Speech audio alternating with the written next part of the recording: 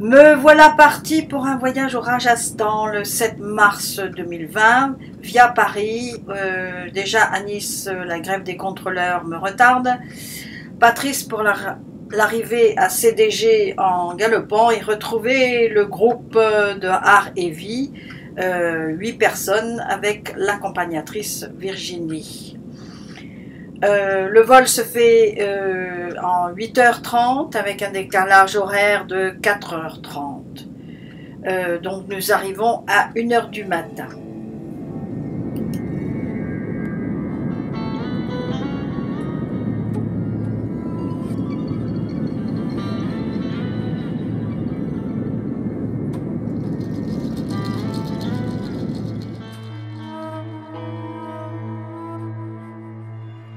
Rajasthan est le deuxième État le plus grand de l'Inde, 2/3 de la France, le capital est Jaipur. C'est le pays des rois et le berceau d'une longue dynastie de négociants, les Marutsri, seigneurs batailleurs et marchands riches. Notre programme à Jaisalmer a été raccourci par un rappel d'Air France à cause du coronavirus, donc nous n'irons pas au sud et de Jaipur, nous irons droit à Jaipur.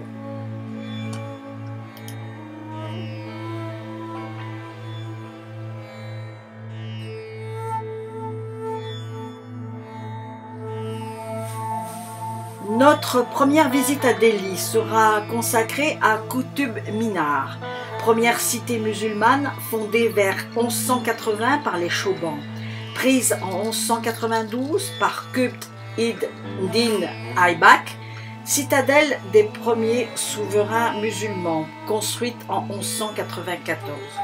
La tour de 72 mètres de haut et de 14 de diamètre à la base est en grès rouge et elle reproduit les sourates du Coran.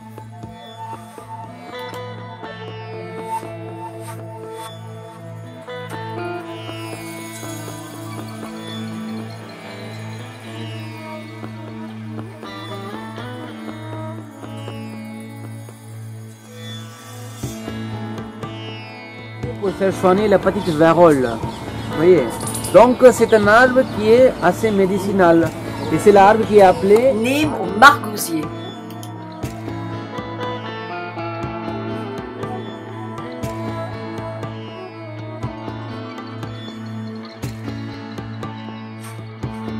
Aujourd'hui on a les auditoriums, aujourd'hui on a les hôtels, aujourd'hui on a les grandes écoles. Mais avant, les temples, se logeaient les commerçants. Nous rentrons dans la mosquée Qudwat ul Islam Masjid, ça veut dire la puissance de l'islam, la plus ancienne du pays. Mosquée érigée avec des matériaux provenant de temples hindous ou jaïns, d'où la richesse de sculptures sur les piliers.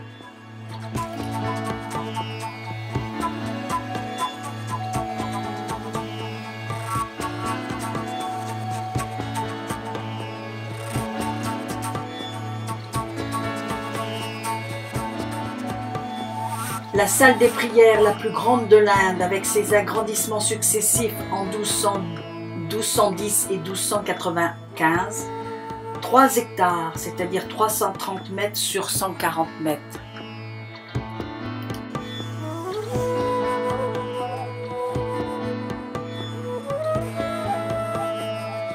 Ce pilier de fer est un vestige de la dynastie des Gupta qui régna en Inde du Nord de 415 à 455. Il a la particularité de ne pas rouiller. La résistance à la corrosion est due à une couche uniforme d'hydrogénophosphate de fer cristallin.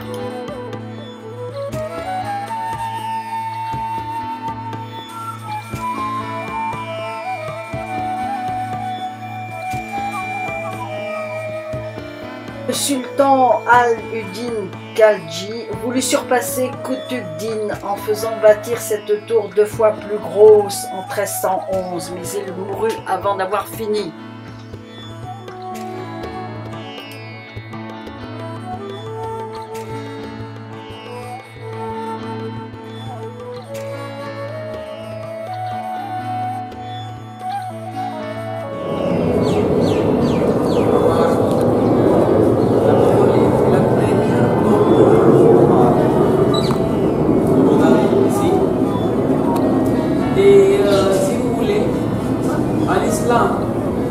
Vous pouvez facilement distinguer le tombeau d'un homme et le tombeau d'une femme.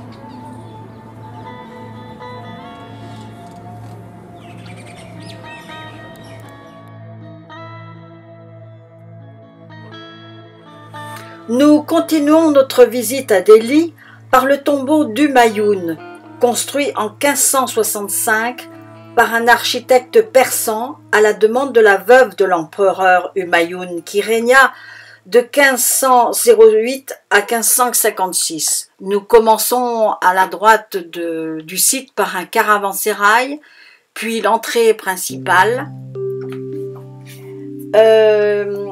C'est un précurseur de l'architecture moghole et des tombeaux jardins, d'influence timouride, construit sur un socle avec un dôme bulbeux à double en marbre. Les façades sont avec des arcs carénés et brisés.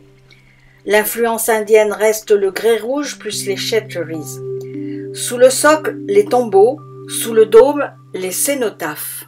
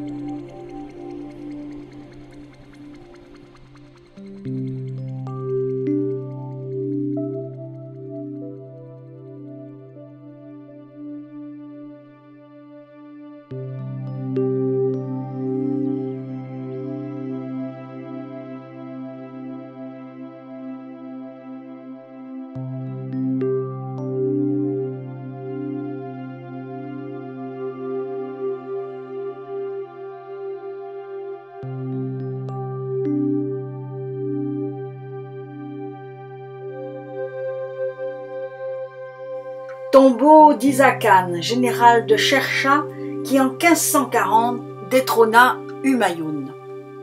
Nous visiterons Birla House, c'est l'emplacement où Mahatma Gandhi a passé les 144 derniers jours de sa vie. Il a été assassiné le 30 janvier 1948.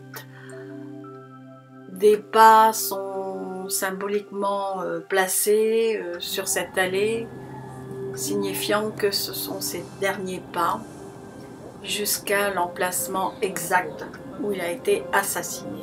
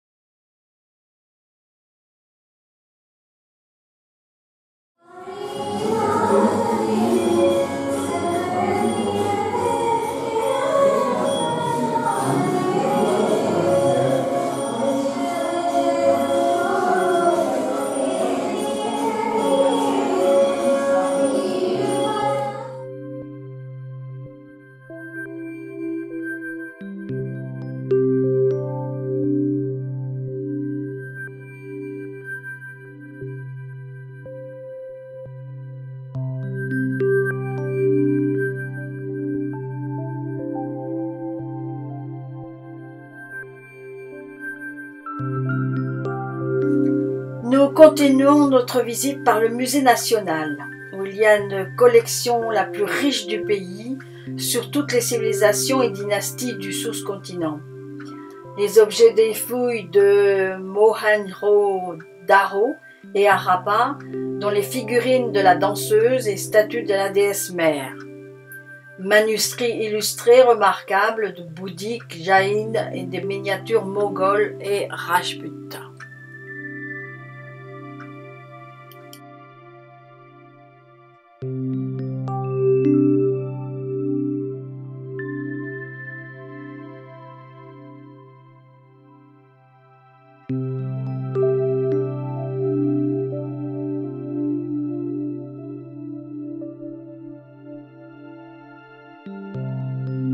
C'est la fête des couleurs. Oui, fête des couleurs qui est là. Donc c'est pour ça qu'il y a les gens qui sont en train de... oui. Donc oui, tout ce qui passe bien. Et en même temps, vous avez regardé les temples, les lieux de culte, qui sont juste à côté. Jain, hindou, sikh, tout ensemble. Hein. Tout est présenté ensemble. Et voilà. Vous avez toujours la belle lumière pour la fortification, hein?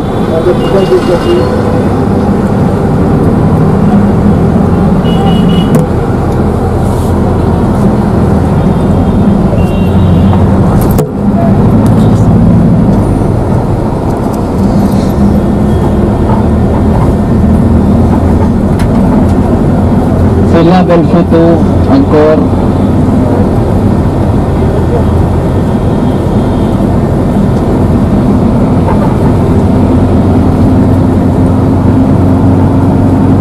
Donc la surface est à peu près 2,5 km² et juste avant la mur c'est la douve. Et la douve qui était bien attachée avec la fleuve et c'est la fleuve qui est remplie la douve, il y avait le crocodile pour la sécurité. Hein. Bien sûr. Et derrière la mur il y a la rempart et c'est la rempart il y avait le soldat. Hein. Dans le plus vieux quartier de Delhi, nous nous préparons pour visiter le temple Gurudvara, un temple sikh. Couvre-chef et pieds nus obligatoire. Chaque jour, on enroule et déroule une immense bande de tissu autour d'un mât pour signaler que le temple est en activité. En effet, à partir de 4 heures du matin, on y prépare et on y sert plusieurs millions de repas gratuitement chaque jour. Dal et chapati pour tout le monde.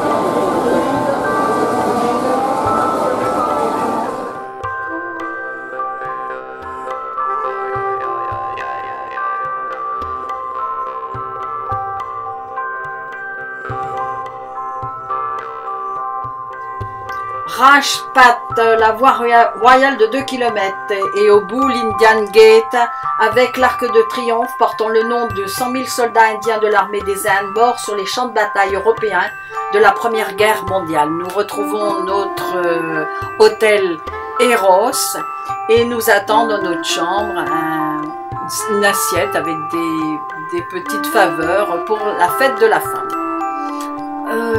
9 mars, nous partons de très bonne heure pour Mandawa et la région de Shekhawati, la province de Shekha, nord de l'Inde semi-aride du désert du Thar, sur 30 000 km² émaillé de villes fortifiées, anciens fiefs princiers et relais caravaniers.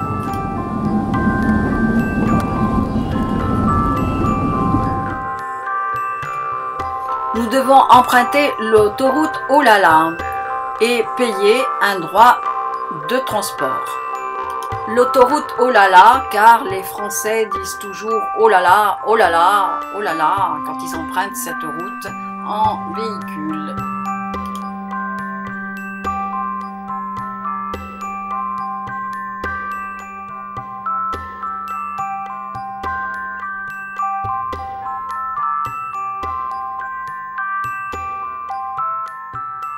Sur une aire de toilette, nous voyons cette femme qui transporte et travaille, transporte des briques.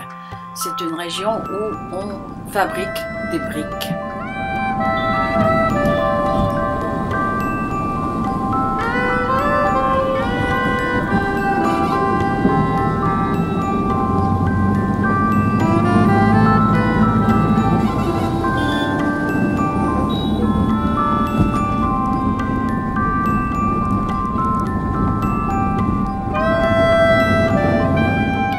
Terre de steppe herbeuse parsemée de dunes de sable, pluie rare.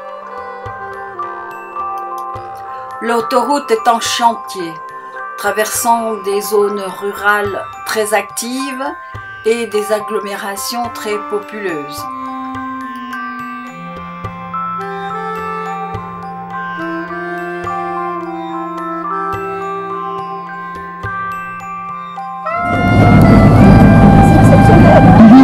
Sont bien animés, hein? Il y a toujours les animations comme il y a autant de touristes, première nationalité c'est la qui visite la région centrale, c'est les Français. Donc on dit que même les chiens de la rue parlent français. C'est une vérité que je vous dis, hein, que vous trouvez toutes les petits vendeurs aussi va vous trouver. Et une chose aussi, préparez-vous psychologiquement, plus ou moins tous les jours. Vous trouverez un étudiant de français. Il n'est jamais allé dans l'école, il a appris la français avec les touristes et après il dit qu'il est étudiant. Donc vous trouverez plein d'étudiants, mais tous les jours. C'est un mauvais jeu et simplement vous allez rentrer dans la jeu. Vous voyez? À part de ça, chers amis, regardez, ça c'est la carte de Rajasthan. Cette région a toujours été très prospère en commerce. Au XVe siècle, avec les Marwaris, sous la protection des souverains, elle commerçait avec les caravanes d'épices, laine, soie, opium, entre la Chine et le Moyen-Orient, entre le nord et les ports du Gujarat.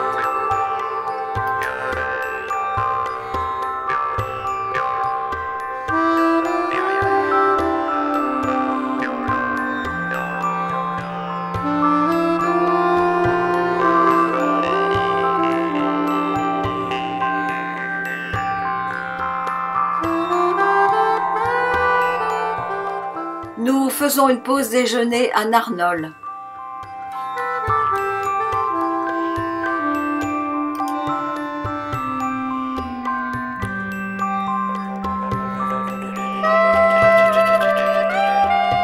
À la sortie du village, des femmes, des enfants préparent Holi, la fête des lumières, la fête du printemps, la fête des couleurs. Elles nous accueillent et nous pouvons les photographier.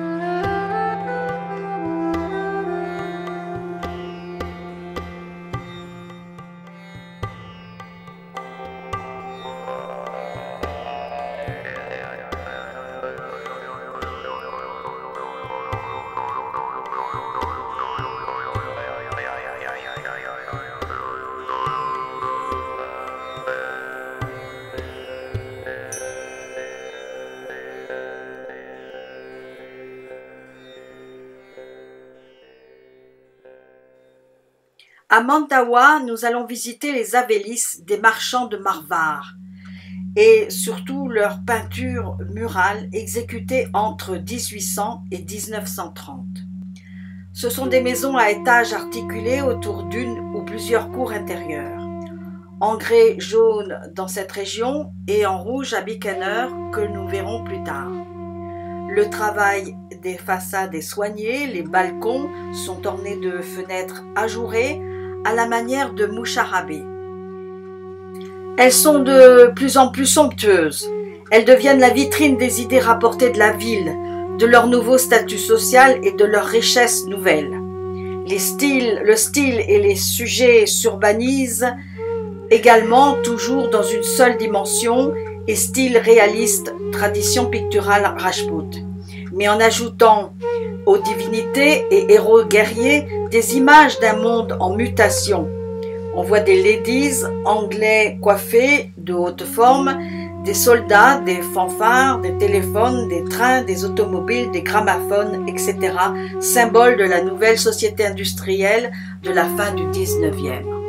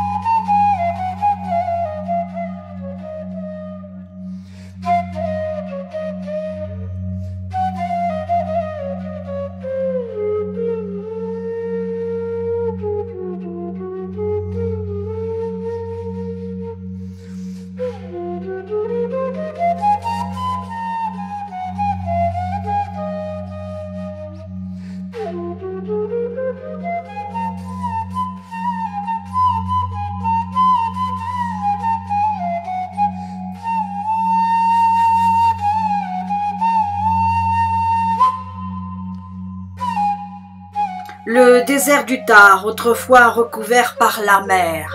Les villes sont obligées d'avoir des réservoirs d'eau pour les habitants et les animaux.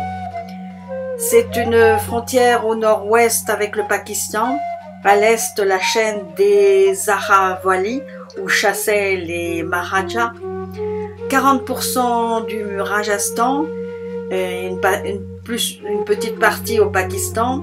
C'est une des régions les plus arides du globe. Elle fait partie de la ceinture désertique commençant au Sahara et se terminant au Gobi. Il y a des dunes jusqu'à 150 mètres de hauteur. 1 sur 10 est mobile. Il y a peu de végétation et des herbes et des buissons clairsemés, beaucoup d'épineux, des kéras, des baboules et des jalles.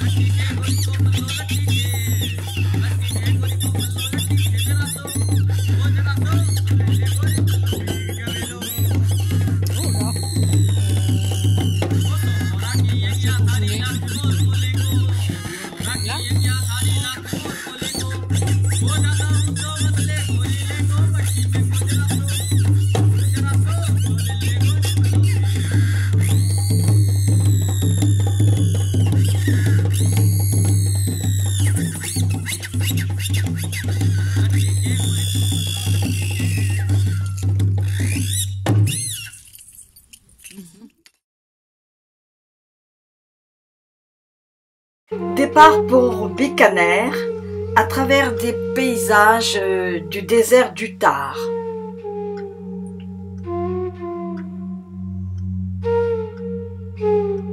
Il est de coutume de laisser aux voyageurs des jarres d'eau.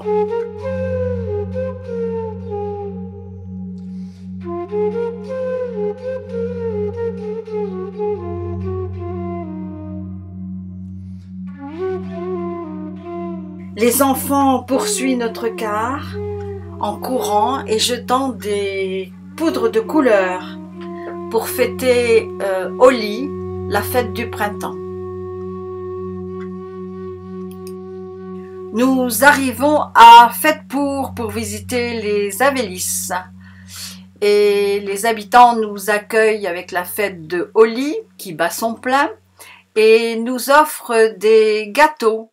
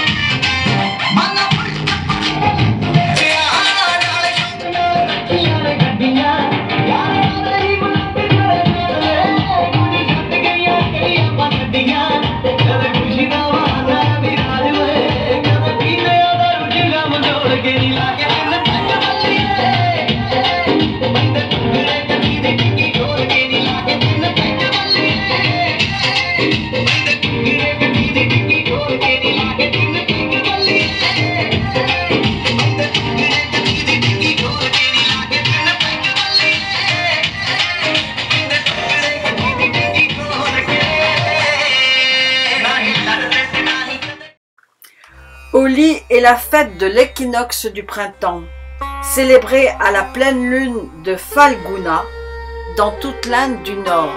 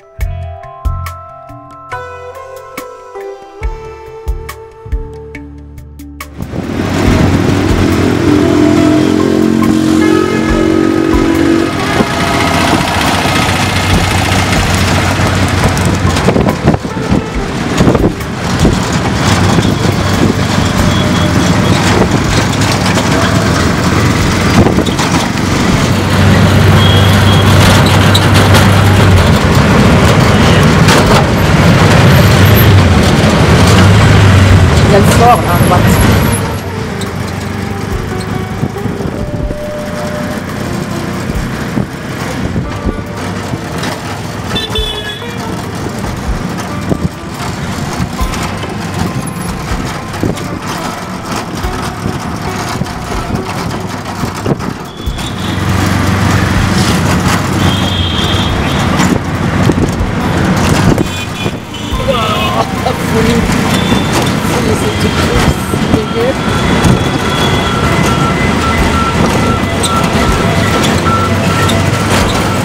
Là, il n'y a pas un train, hein? Mamma mia!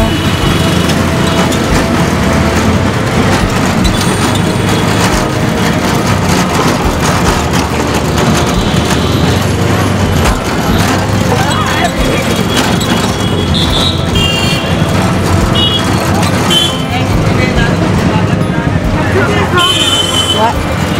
Ça avait des gamines.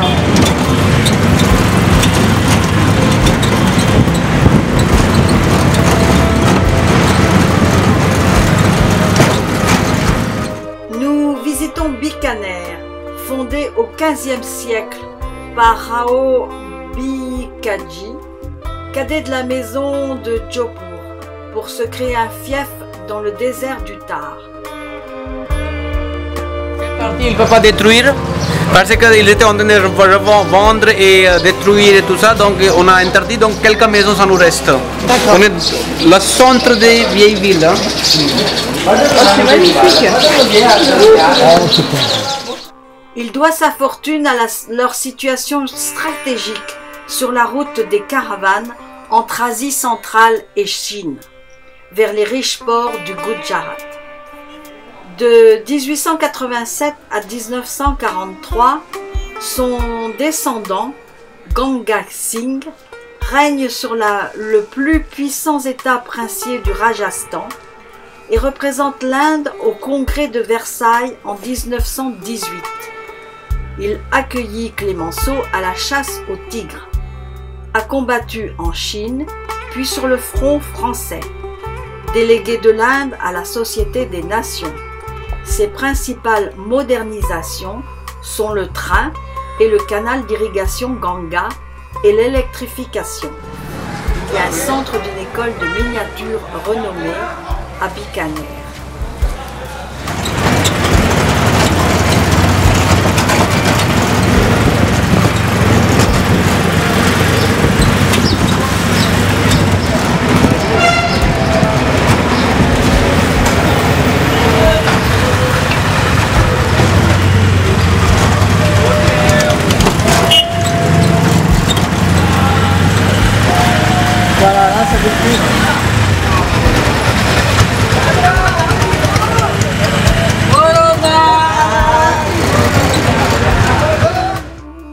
Il y a une communauté importante de Jain à Bikaner.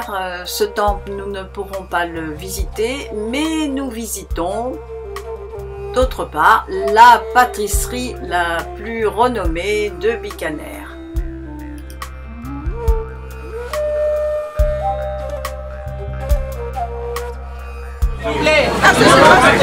Attendez, ça c'est la spécialité de la ville. Tenez, c'est salé. Je suis restée sur le sucré. Vous voulez goûter un peu le salé? La main.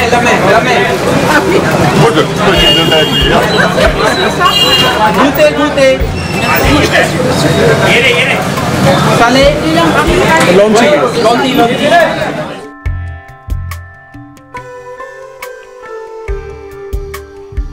À Gajner, nous arrivons dans notre hôtel. Nous passons devant les écuries, puis nous entrons dans cette oasis au bord d'un lac artificiel. C'est le site du palais d'été des Maharajas de Bikaner, en grès rouge. C'est une ancienne résidence de chasse transformée en hôtel.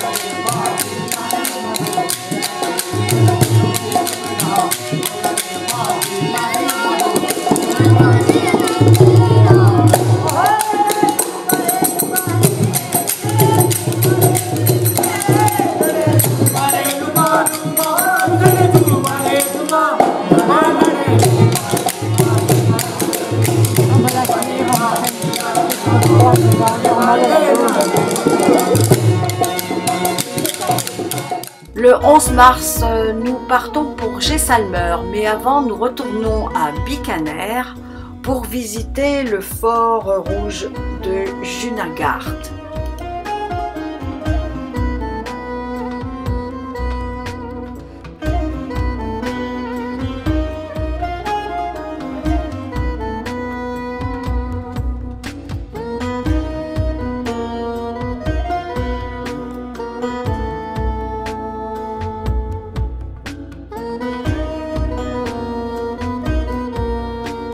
Kilomètres de murailles crénelées du XVIIIe siècle.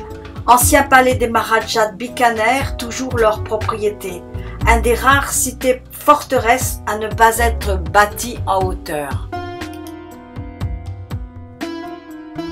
Et puis dès qu'on passe sous la porte du soleil, côté gauche, il y a la tombe du Ganesh, côté droit, il y a la tombe de déesse de la force, Kali. Et aussi, il y a un plaque historique qui fait raconter quand la fort était faite par laquelle dynastie, quel descendant et tout ça en sanskrit, c'est marqué. Bonne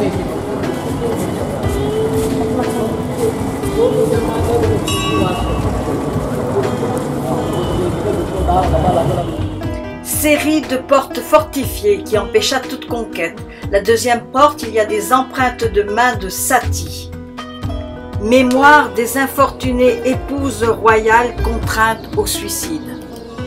La construction du fort de Junagadh débuta en 1589 sous le règne de Ray Singh. Ce fut ensuite une succession d'agrandissements qui ne s'achèvèrent qu'en 1937 avec l'édification du Durbar Hall. Seule une partie de cette véritable cité interdite est accessible à la visite.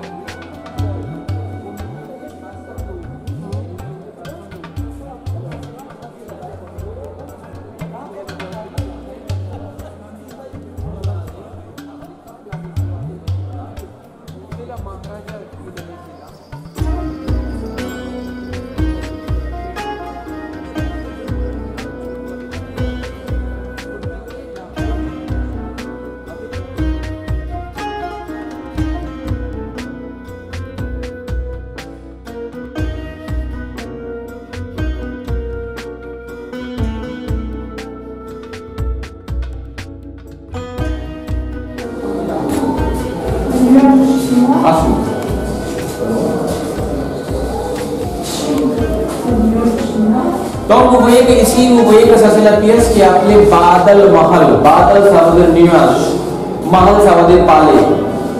Ok? Donc vous voyez que 19e siècle ça s'était fait.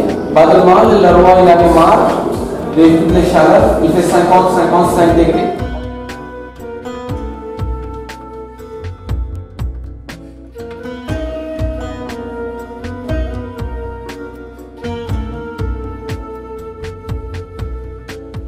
À partir de cette cour, nous avons grâce à notre guide une visite privée de la partie la plus ancienne du palais qui date du XVIe siècle. on nous ouvrira une de ces portes.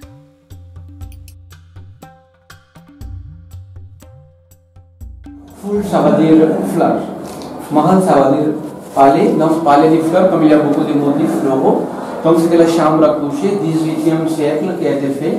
Celle-ci, c'est toutes les plâtres étaient blancs. Vous voyez que pour avoir un peu l'impression de marbre et puis aussi la luminosité. Et les convexes, c'était les vraies feuilles de largeur qui sont derrière. Certains qui sont oxydés, c'est pour ça que c'est noirci. Hein? Donc, c'est noirci comme ça. Donc, ça, c'est la foule mâle ici, chambre à coucher.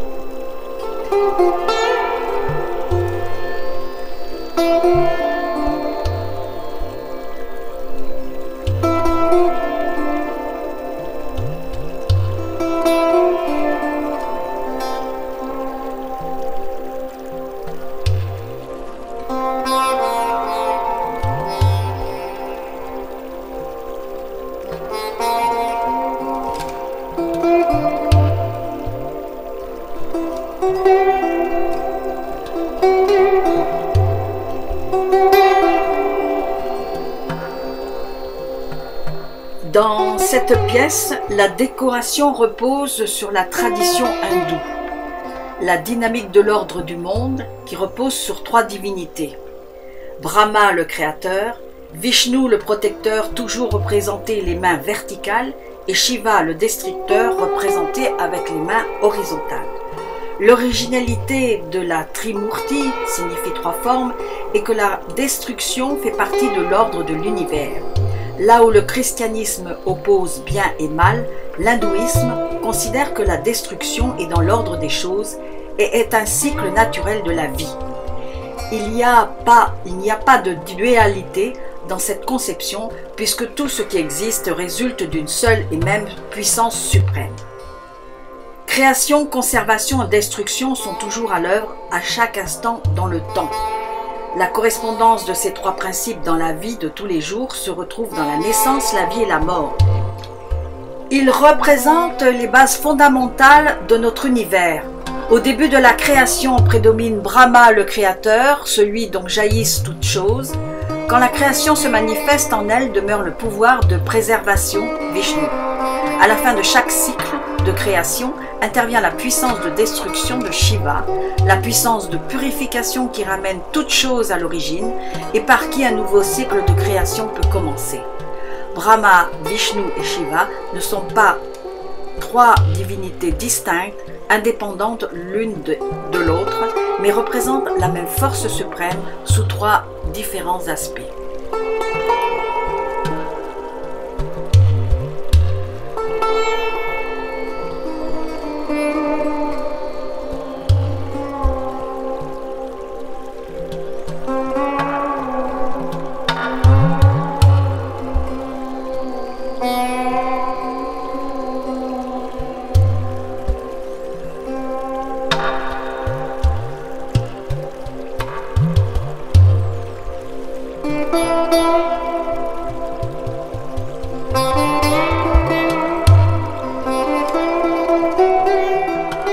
Au XVIIIe siècle, des miniatures mongoles ou rajpoutes sont apparues.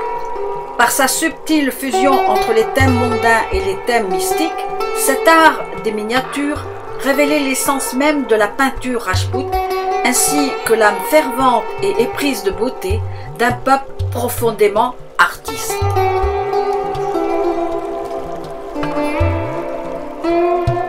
Le plus connu des maîtres en la matière, c'est le peintre Nihal Chand, dans le royaume de Kisargat, et sous le règne du Maharaja, savant et mécène Singh.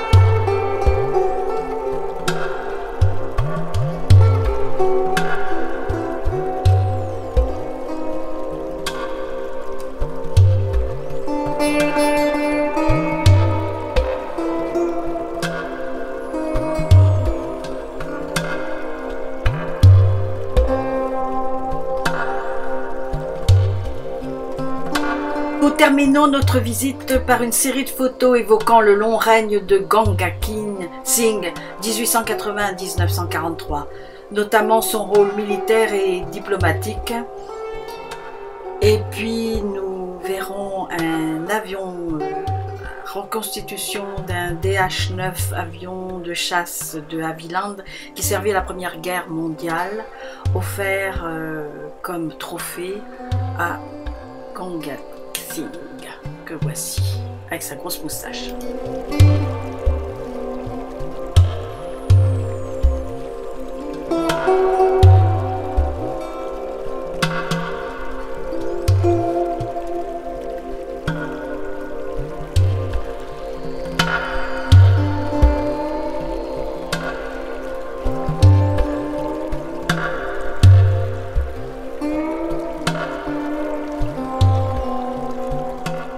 Nous quittons Bikaner en fin de matinée pour retourner déjeuner à Gajner. Puis nous faisons route, nous prenons la route Olala à travers des agglomérations très populeuses pour arriver en fin de journée à Jaisalmer.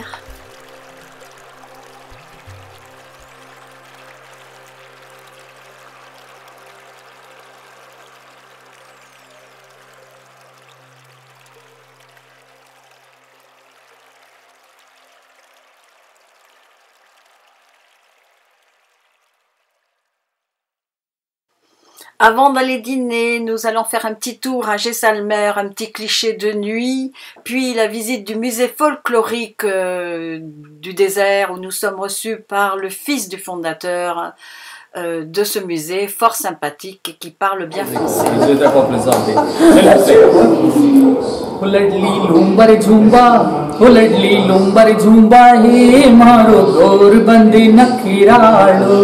छबीलो मारो आहा रंगीलो मारो वावा छबीलो मारो गोरबंदी लूंबाड़ो अरे गाया ने चरावती गोरबंदी गुथियो गाया ने चरावती गोरबंदी गुथियो मारी भैंसिया ओ मारी भैंसिया ने चरावती कबड़ा पोया रे पोया राज मरो गोरबंद नखीराड़ो